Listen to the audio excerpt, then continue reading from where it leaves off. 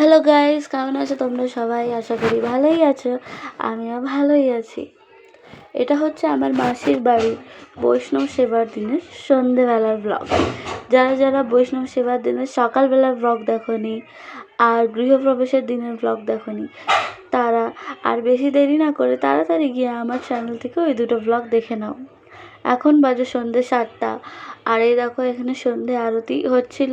তোমরাও সবাই ঠাকুরের দর্শন করে নাও। এখানে সন্ধে আরতি শেষ হয়ে কীর্তন শুরু হয়ে গেছিল। এই দেখো আমার মেয়েসো এক এক করে সবাইকে মালা পরিয়ে দিচ্ছে। তোমরা জানো আমার ছোটোবেলা থেকেই কীর্তন শুনতে খুবই ভালো লাগে। ছোটোবেলায় তো আমি দাদু দিদুনের সাথে যেতাম অনেক জায়গায়, ওনারা কীর্তন করতেন আর আমি বসে থাকতাম, আমিও গাইতাম মাঝে মাঝে।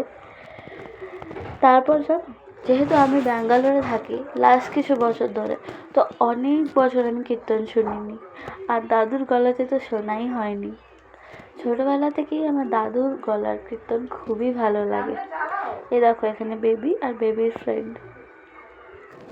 তোমাদের কার কার আমার মতন কীর্তন শুনতে ভালো লাগে আমাকে কমেন্টে জানিও কিন্তু।